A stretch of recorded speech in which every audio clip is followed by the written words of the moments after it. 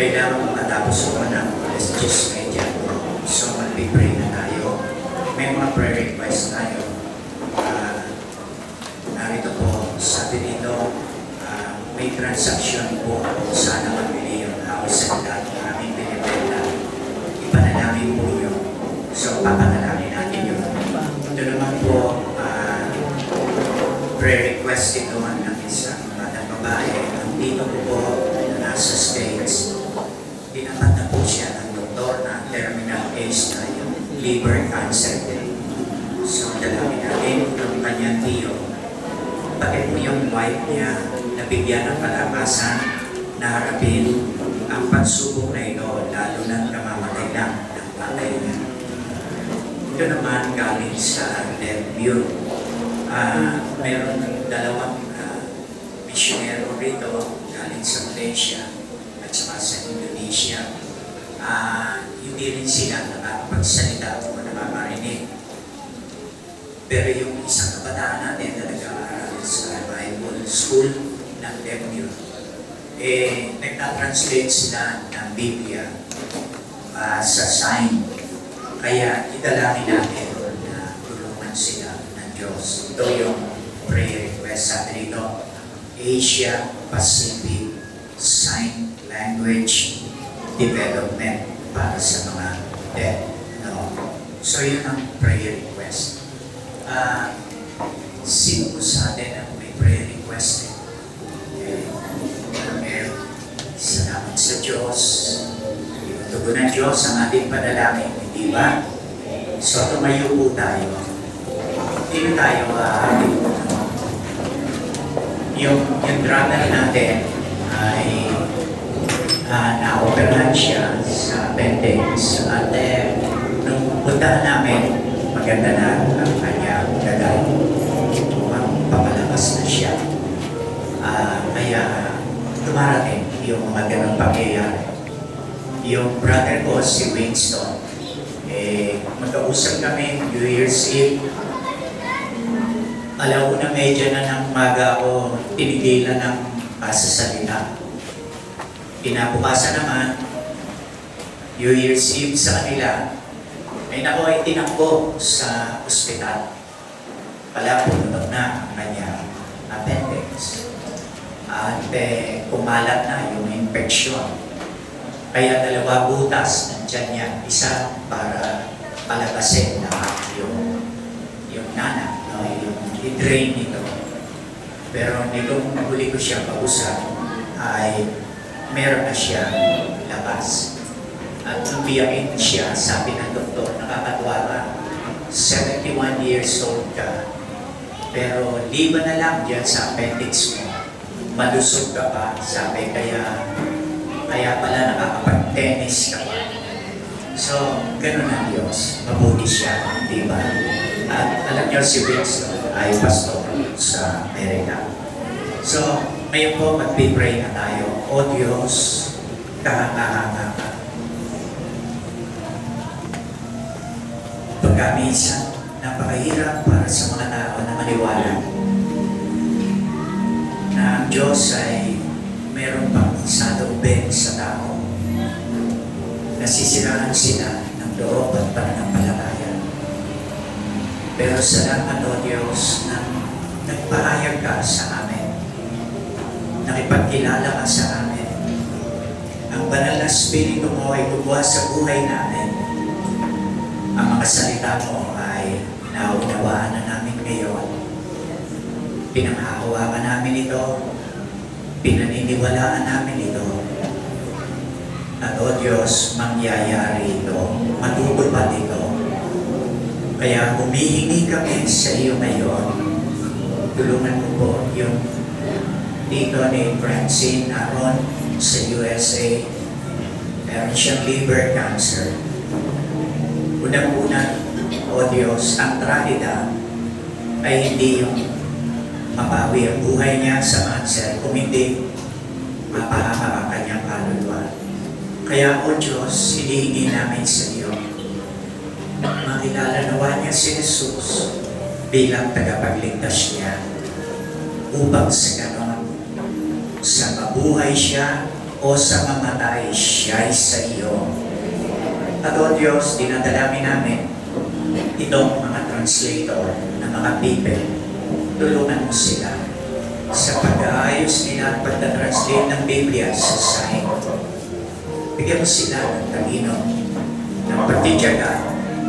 Pakilala mo sa kanila kung paano i-best ilalagay ito sa sign. At o Diyos, sa kapatid namin na mayroong business transaction, pagpalain mo ang kanyang nilalaman, makakuha siya ng talagang tamang mamimili at maipagbili niya yung house and lot na kanya inilalaman para mabenta. At makakuha siya ng mabuting kita mula rito. At yun din may kanya dito. At o Diyos, sa pamamagitan ng pagtataas ng kamay, pinahayag namin ang aming pangangailangan sa iyo. Alam namin, O Diyos, na sinasabi ng iyong salita na kapag ka nagpipray kami, itaas namin ang mga banal na kamay, ang mga nilinis mo kamay mula sa kasalanan. Kaya tinagalang mo to, O Diyos. Nakikita mo kami, nakikita mo bawat isa rito. Wala, O Diyos, na nakakaligtas sa iyong paningin. Pagkat sabi ng iyong salita, pati buhok namin, nakikita mo pag nahuhulog ito sa aming ulo, kaya alam namin ganun ka makapangyarihan, katalino, O Diyos, salamat sa iyo. Kaya tulungan mo mga anak mo, gumawa ka ng milagro sa buhay nila. Tugunin mo ang kanilang mga panalangin sa sandaling ito, O Diyos. Pagalingin mo yung may sakit, palakasin mo ang katawan nila. Tulungan mo yung mga gipit, O Diyos. Dumating sa kanila ang iyong help, O Panginoon. Pagkat ang help namin ay galing sa taas, kapag wala na rito sa baba, merong tulong galing sa iyo, O Diyos. O Diyos, yung mga nalulungkot, malayo ang pinagtatrabahuan ng mga mahal nila sa buhay, aliwin mo sila. Palakasin mo loob nila, ilayo mo sila sa mga panunungso ng dyablo. At O Diyos, yung mga kapatid namin na naroon sa malalayong bansa, yung mga nagtatrabaho sa Middle East, dyan sa Australia, sa Canada, dito sa Asia, doon sa New Zealand, doon sa iba't ibang panig ng mundo, O Diyos, yung mga nasa barko namin, mga kapatid, ingatan mo silang lahat, bantayan mo sila, aliwin mo sila. At O Diyos, dinadalangin ko sa iyo na yung mga ama na sa kasalukuyan ay hindi sila sapat sa mga kinikita nila, tulungan mo sila na magkaroon ng karagdagang kita. Turuan mo sila ng karampatang hakbang sa pangalan ni Jesus. Ito ang aming dalangin. Amen. Amen.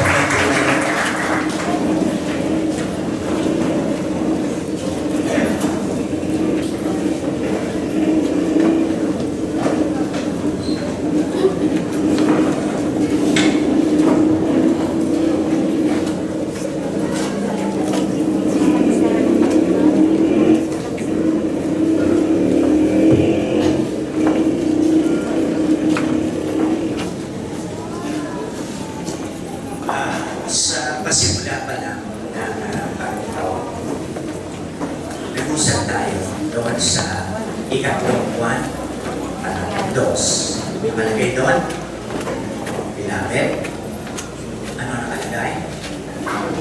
I wish above all things that you may prosper and be in health, even as your soul prospers. Naroon yung modelong prosperity.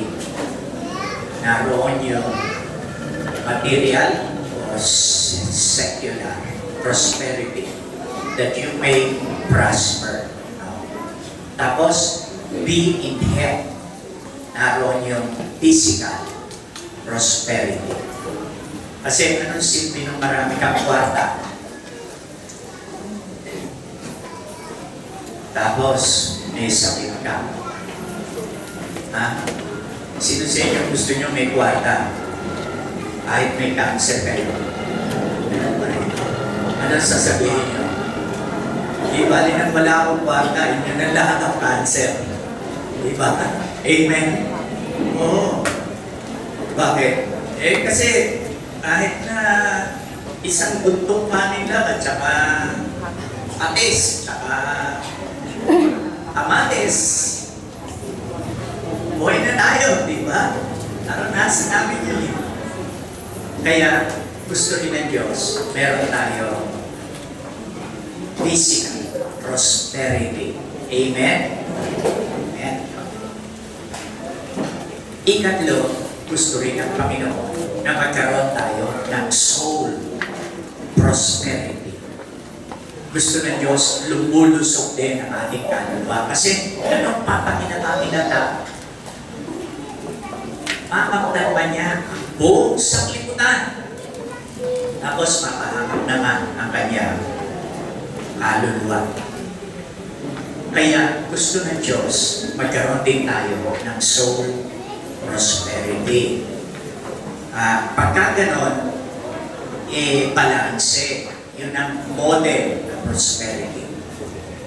Ngayon, alam natin, yung nang ikaw ay guminhawa, sabi ni Juan, yung pagginhawa, yung pagpunlad sa kabuhayan, hindi inaabot sa iyo yan ng Diyos na nakakimra at sabi ng Diyos, eto na.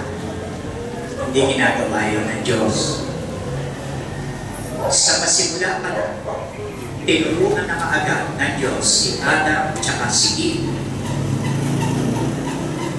na yung hardin na binigay sa kanila ng Diyos, kanila itong aalagaan. Aalagaan nila ito. Binigyan sila ng Diyos ng trabaho. Hindi pa sila nagkakasala nito. Matapos noon, nung sila'y pagkasala na, lalong humira. Sabi ng Diyos sa kanila, dahil sa ginawa niyong kasalanan, tutubo. Yan, yung mga damong walang silbi. Mga tinig, dawar, at sa pamamagitan ng awis ng inyong noo, kayo'y magkakain. Kayo'y kakain. Kayo'y kakain. Sabi ni Pablo sa tiga Thessalonica, ang hindi nagtatrabaho ay hindi kakain. Hindi kakain. So, kung gusto natin umunlad, kailangan handa tayong magtrabaho. Handa tayo sa hard work. Okay? Hard work. Okay, ngayon po, nakita na natin na sa pagtatrabaho, merong ilang mga bagay tayo na i-observe. Unang-una, kailangan honest tayo. Honest tayo sa ating pagtatrabaho. Pag ang break ay 15 minutes lang. 15 minutes lang. Amen? Pagka wala kang sakit, huwag kang don't call sick, no? Huwag kang tatawag. Sabihin mo, may sakit ka, baka matuluyan ka. Kaya, kailangan honest tayo. Ngayon, sabi nga sa akin ng isang pulis, alam mo nyo, Pastor, ang mag-hold up, hard work din yan. Totoo nga. Pero gusto ng Diyos, pupunlad tayo, magtatrabaho tayo, hindi sa pamamagitan ng masamang paraan. Amen? Ano ang isa sa 10 utos? Thou shalt not steal. Thou shalt not steal. Ang iba, akala nila, yun ang simple way para yumaman. Hindi po. Hindi pagpapalain ng Diyos yung gayon. Ngayon po, bahagi ng pag-unlad natin, kailangan ayusin natin ang ating pag-iisip. Mali pa bata, sasabihin sa iyo, paglaki ko, bibilang ko kayo mami ng kotse. Hindi namang nanay, tuwa-tuwa na, no? Si Pam noon, sabi sa amin, Ma'am, pagka ako nurse na, matapos na ako, bibilang ko kayo ni Ma'am, ni Daddy ng lupat bahay. Eh, nagka-boyfriend. At saka nag-asawa. Sabi nung asawa, huwag ka na magtrabaho. Pinag-aaral pa namin ng dialysis, ano? Laki ng gastos. Huwag ka na magtrabaho. Sabi ngayon ng kanyang mama, paano yung bahay namin at lupa? At sabi ni Pam, change of plan. Nabago ang plano.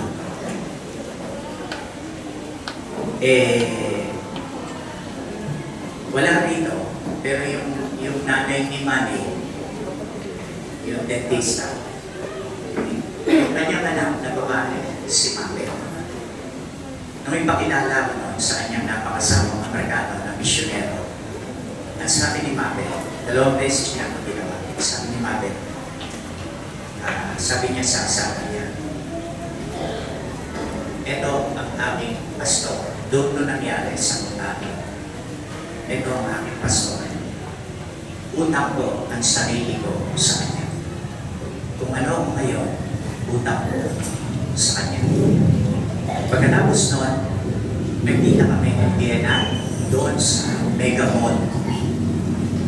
May tinulungan ako na tao na hindi niya mabenta yung kanyang alaga. So, sabi ko sa kanya, umarte kang alila ko, boy mo. Dalhin mo yung 6 mong aso at ako magbebenta. Pagkatapos ko magturo at makapag-take ng program sa television. So, dinala ko siya doon. At just like that, binigay sa amin ang check, binayaran yung kanyang alaga. Nang makalabas na ako, nakita ako ni Ben. At pinakilala ko sa Vienna niya. Sabi niya sa kanya, Vienna, ako kung ano ako ngayon, utang ko yan sa pastor na yan. Ang ibig niyan sabihin kasi iniwanan sila ng kanilang tatay, parang ako yung naging ama. Si Ben ay top 10 sa examination sa board ng nurse. Top 10 siya. At siya ay emergency, surgery, yung nag-o-opera.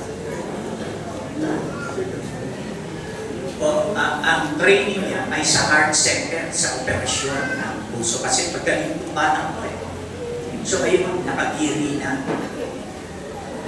talagang mapapabuti buhay. Pinangakuhan din niya nanay niya. Pero nag-asawa ng misyonero. At sabi ng misyonero, hindi ka magtatrabaho. So, change of plan. Change of plan. Pero hindi naman nagutom ang kanya nana. Hindi rin nagutom kaming mag-asawa nung change of plan. Kaya, eto po, sa pagkulan, kailangan umasa tayo sa Diyos. Gusto niya tayo sumagana. Gusto niya tayo umunlad. Pero hindi sa maling paraan. Ngayon, ito pa ang isang paraan para tayo umunlad. Lahat ito nakasentro sa Diyos. Proverbs chapter 3, 9 to 10. Proverbs 3, 9 to 10. Parangalin mo o parangalan mo ang Panginoon ng iyong tinaangkilik at ng mga unang bunga ng lahat mong ani. Sa kayo'y mapupuno ang iyong mga mamalig na sagana at ang iyong mga alilisan ay aapawan ng bagong alak. Ano? Ay yung press, yung pagbigat ng ubas. Pupuluin ito ng Diyos ng bagong alak. Ngayon namin. Makakala nyo, ito yung alak na nakakalasing. Hindi yun. Ito yung aas na ubas. Ito yung pangkaraniwang inumin ng mga tudyo. Ngayon, tingnan nyo, pangako ng Diyos. At pinangalan mo siya sa mga magitan ng iyong tinatangkilik. Darating ang sandali. Sinasabi rito, pupuluin niya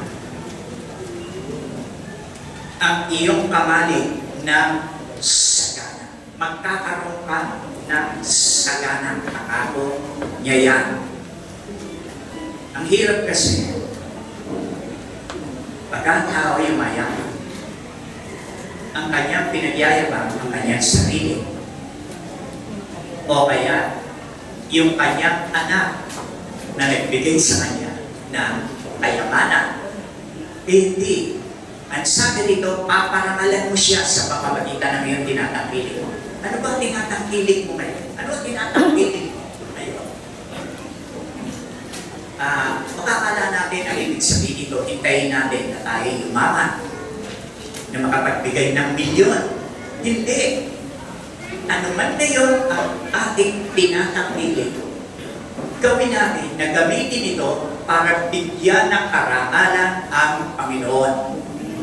Tingnan po nyo, no? Sabi ng ating Biblia, pagka nagbigay ka ng isang basong tubig sa isang kanyang mga anak, yung kanyang lingkod, binigyan mo isang basong tubig, gagantimpalaan nyo ng Diyos. So ano ibig sabihin nito? Ibig sabihin nito, kahit isang basong tubig lang ang tinatangkilik mo, ibinigay mo kalahati nun. Para sa iba, pinararangalan mo ang Diyos. Tandaan natin. Kaya, huwag kang maghintay na yumaman ka. Ngayon pa, kung anong meron ka, meron tayong kapatid dito, ipinagkatiwala ata sa kanya yung lupa ng kanyang kamag-anak. At maraming bayabas doon. Tubo. Pagka inaanin niya ito, binibenta niya. Pagka nabenta na niya, ibinibigay niya yung pinagbilang para sa building fund natin. Nakukuha mo nyo? Yun lang ang kanyang kaya. Yun lang ang kanyang tinatangkilik. May mga kabataan tayo. Iipon ng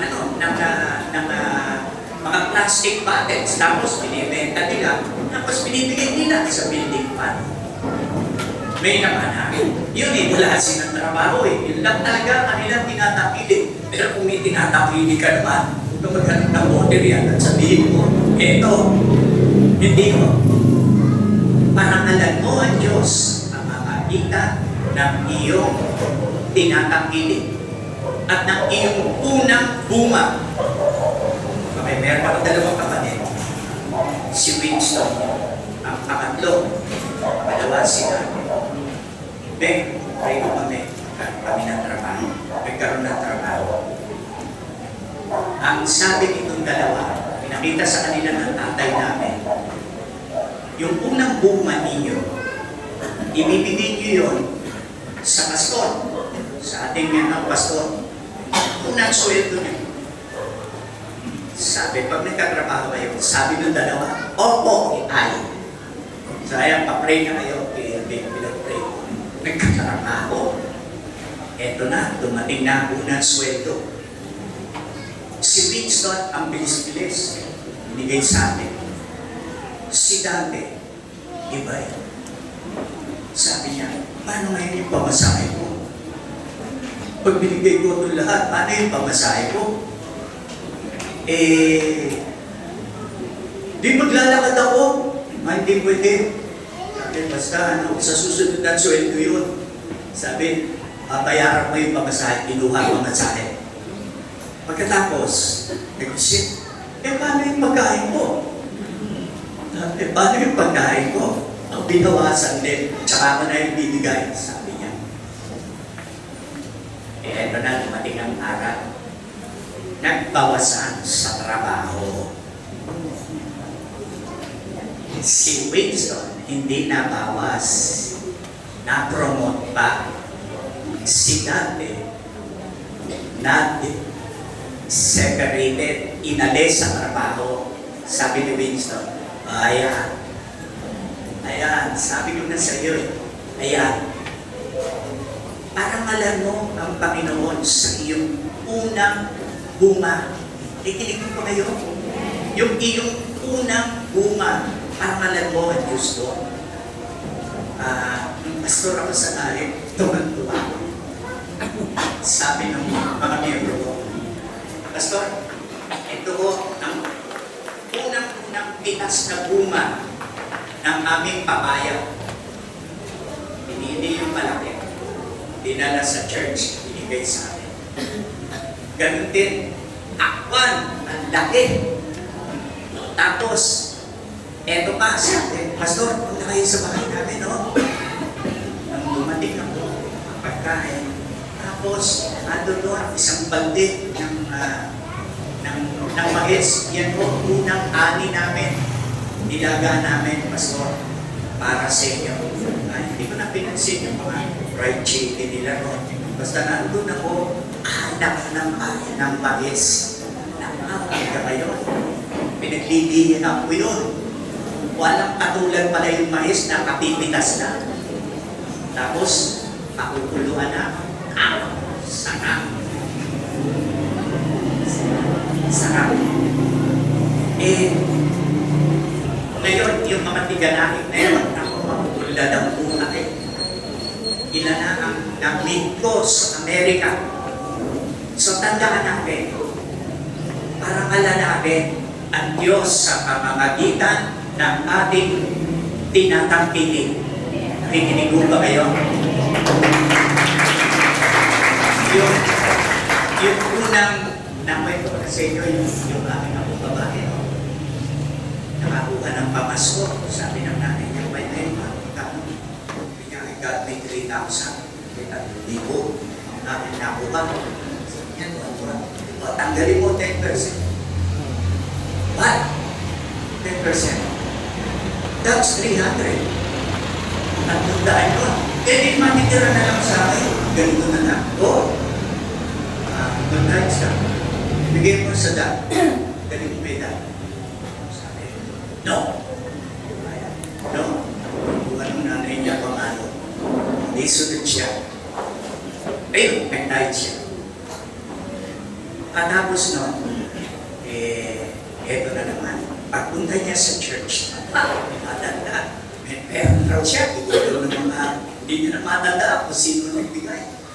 Sabi sa kanya ng nanay niya, tanggalin mo tayo. Bigay mo. Sabi, no! Ito mo ha, ang tigas ng ulo ng tao eh. Pinagpapala na, no pa rin.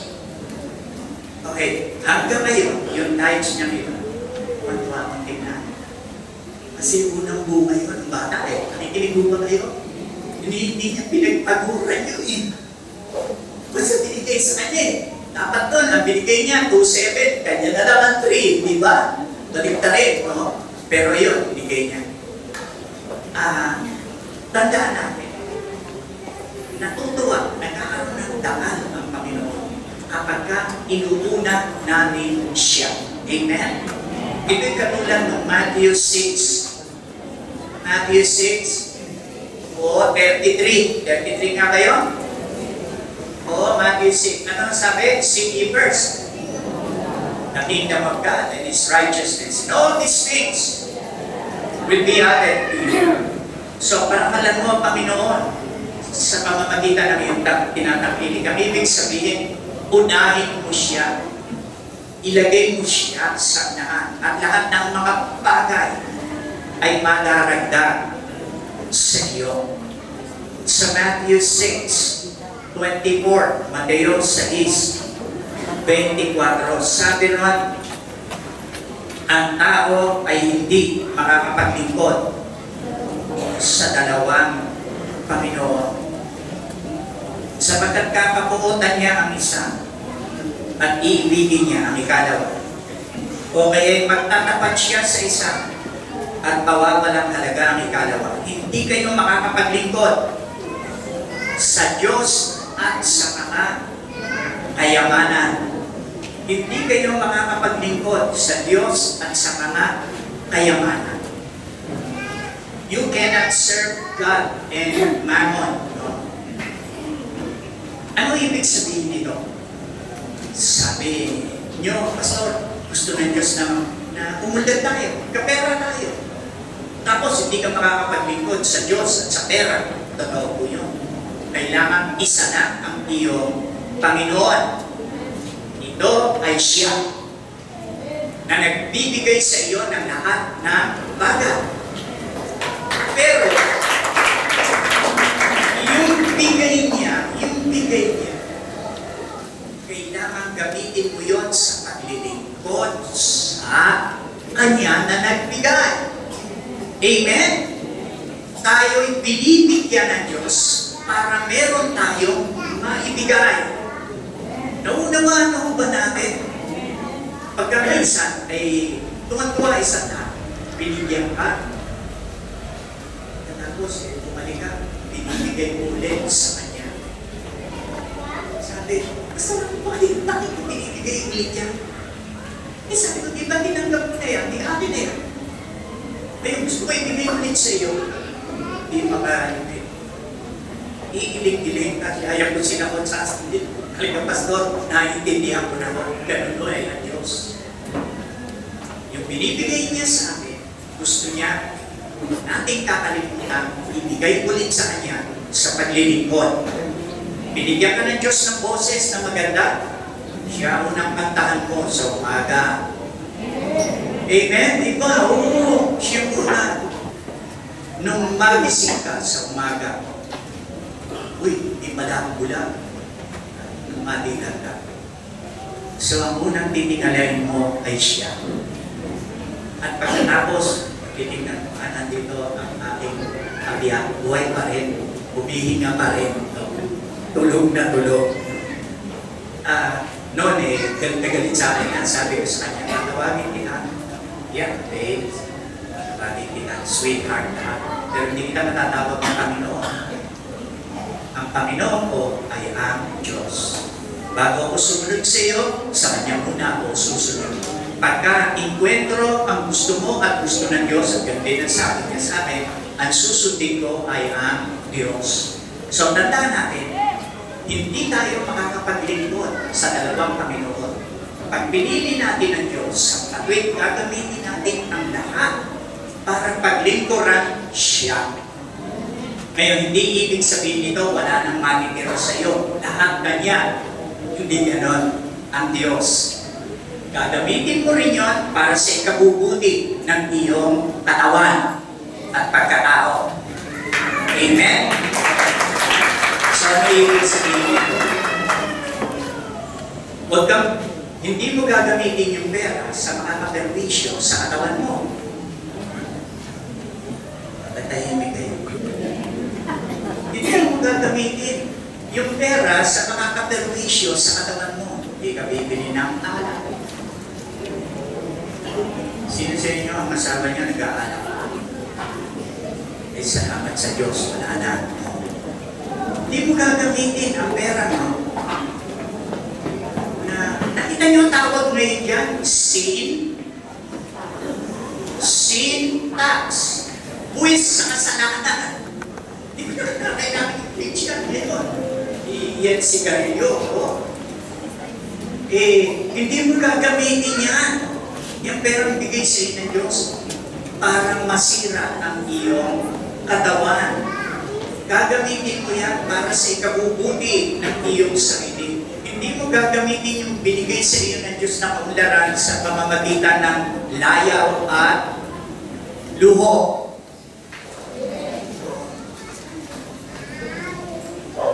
Tingnan po ninyo dito sa James chapter 4. James 4. Tapos na pala, magtatapos na ako. Kasi alam ko na iisip na ninyo yung joint worship. Masarap nga yung marami tayo ron. Minsan lang sa taon yan.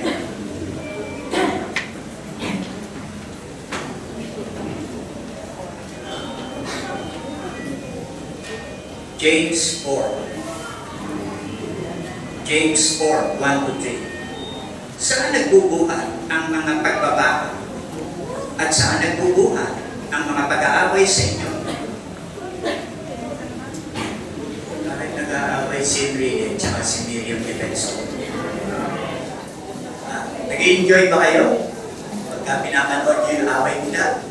Kakainis, no? Saan nanggagaling yung mga ganong pagbabaka at pag-aaway? Hindi ba nagbubuhat dito sa inyong mga kalayawan na bumababa sa inyong mga sangkap? Kasi galit Miriam eh. Binigyan mo ito, milyon eh. Ako 250 lang eh. Amin sila. Kayo'y nakag-iimbot at kayo'y wala. Ni-interest nyo sa iba, pero wala kayo. Kayo'y nagsisipatay. Atimonan 30. Nagsisipatay. At kayo'y nakaiinggit at hindi maaaring kaptan. Kayo'y nakikipag-away at nakikipagbaka. Kayo'y wala. Sa ilalim ng wala pa rin kayo. Sa ilalim ng ginagawa niya. At may nasabi sa'yo, sa lalo na kanila na ako ang video-video. At hindi kayo nagsisitanggap. O sabi nito, kayo'y wala sapagkat kayo'y hindi kayo nagsisihingi. Amen. Sabi niyo, ako, pastor, nanghihingi siya ito. Ay nagsisihingi, hindi kayo nagsisitanggap. Sapagkat nagsisihingi kayo ng masama upang pugulin sa inyong mga kalayawan. Alam ng Diyos, bawat isa sa atin. Ang ginagawa ng Diyos, sinususpend muna niya ang pag-unlad agad hindi nalilinis ang ating buhay. Kasi alam ng Diyos, pag binigay ng Diyos yung kayamanan sa atin, gagastusin na natin ito sa ating mga kalayawan. Tayong mga mamamalo niya ay paano? Binigyan ng Diyos ang ibang lalaki, ang pera, kuha na yan ang mas magandang babae. Kuha yan ang kalo niya. Ikinig mo ba kayo? Oo. At may mga babae, kukuha rin ng ibang lalaki.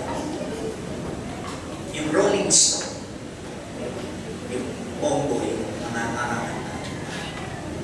yung isang pinakasalan niya ang isang babae na 33 years na mas matanda sa kanya. Pinakasalan niya 33 years na mas matanda sa kanya. Nakikita ko po anak. Yung kanya namang anak na lalaki, yung kanyang anak na lalaki, yung tatay, pinakasalan ang isang babae na 33 years younger, yung tatay, yung kumakanta sa Holy Ghost. Pinakasalan niya, 33 years younger, yung babae. Halos teenager, tanda na niya. Ngayon naman, yung kanyang anak na 16 years ang pinakasalan ay 33 years older sa kanya. Alam niyo kung sino yung 33 years older? Yung biyena ng tatay niya. Yung biyena ng tatay niya. Ito, yung confusion. Bakit gano'n? Hindi na malaman ng bata kung anong gagawin niya sa kwarte. Nakikita ng tatay niya na binibigay sa kanya. Yung tatay niya, hindi na malaman kung anong gagawin eh. Sa pera eh. Yung tatay, yung bata, nagsawa na sa mga bata. So, mga teenager, 15, 16, sige, tulog, kasama ng mga babae niya. So, kumuha ng matanda. Pero hindi pa end of the world yun. Narinig ba niyo yung kantang yun? Ha? Narinig niyo? Tawa ako ng tawa doon sa choir. Tawa ako ng tawa doon. Narinig niyo ba yung kantang yun? Saka ako nakakantay sa inyo. Ngayon, alam ng Diyos kung ano gagawin mo sa pera. Alam ng Diyos. Baka nga niya, kalahating dosena na nabibili mong bahay, ayaw mo ba tumigil? Hindi, pastor, isa na lang mo. Tama na. Tama, kaya nga yun, may nagpapabless sa akin sa Amerika. Sabi ko, tama na naman, anim namin. Pinabless mo sa akin bahay mo. Tama na. Sabi ko, tama na. Hindi yung pastor, balik pa nyo. Galing sa, ayun na, galing doon sa ibang state. Pagbalik ko nga, eto na, nakita ko. Nakatokot na ako. Naka-t-shirt lang ako. Pastor, hindi nyo, bisin nyo bahay ko. Punta kayo magbihis. Hindi makakalitin ng tao. Kaya, lilinisin ka muna ng Diyos. Bago kanya pagkatiwalaan. Kasi kung di, iwawala mo lang ang ano mo, yung halaga mo, pagkatao, bahagi ng pagkatao. Kaya tandaan natin, gusto tayong pumunta ng Diyos. Pero gusto niya mahusay tayong manager ng kanyang ibibigay. Tayo manalangin. O Diyos, pagpalain mo aming pinag-usapan. Tulungan mo kami na pagkulay-kulayan namin ito. At ito ay magbunga sa buhay namin. Maingganyo kami na talagang tignan namin na buong tapat ang sarili namin. Makita namin kung talagang kubra na kami pagkatiwalaan. At kung makita namin ilang dumi sa buhay namin na lalong malulubhain ng pera. Tulungan mo kami bago namin pasahan ang pag-ulan. Isumo namin ang mga karumihan, ang mga kalayawan, ang mga panuhuan ng buhay namin, ang mga masasamang pagpilitan.